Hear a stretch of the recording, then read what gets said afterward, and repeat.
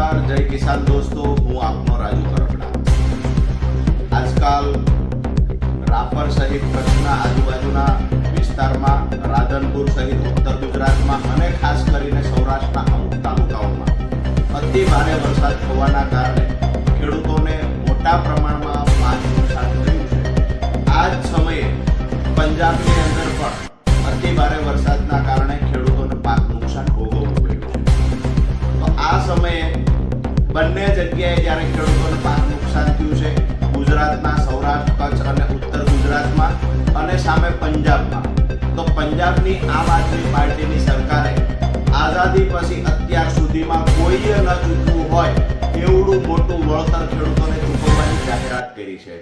ખાસ કરીને પ્રતિ હેક્ટર 50,000 રૂપિયા અસરગ્રસ્ત ખેડૂતોને વળતર ચૂકવવાની જાહેરાત કરી છે આમ આદમી પાર્ટીની સરકારે।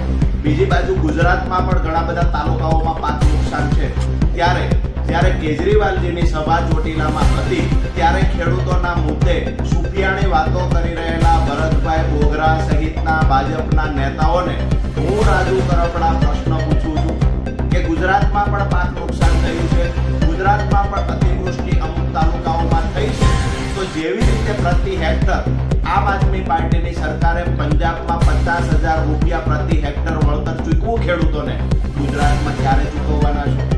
બીજી એક મહત્વની વાત, જો ભરતભાઈ બોગરા ભાજપના નેતાઓને કે ભાજપના નેતાઓ ભાજપની સરકાર નક્કી કરે અને ખેડૂતોને પ્રતિ હેક્ટર આમ આદમી પાર્ટીની માફક જો 50,000 રૂપિયા વળતર ગુજરાતમાં ચૂકવે તો હું રાજુ કરપડા જીવીશ ત્યાં સુધી ભાજપના ગુણગાન ગાઈશ, ભાજપના વખાણ કરીશ। ખૂબ સરસ મજાની ઓફર છે। અમે પહેલા પણ કહેતા, આજ પણ કહું છું કે ખેડૂતોના મુદ્દે ક્યારે રાજનીતિ કરવાની નથી। જો ભાજપ સરકાર પંજાબમાં આમ આદમી પાર્ટીની સરકારે ચૂકવું એ મુજબનું વળતર ચૂકવશે ગુજરાતમાં તો હું રાજુ કરપડા કાયમ માટે વખાણ કરીશ। અન્યથા ભાજપના નેતાઓએ ખેડૂતોના મુદ્દે બોલવાનો કોઈ અધિકાર નથી। ખેડૂતોના મુદ્દે ક્યારે નિર્ણય લઈ ના શકતા હોય તો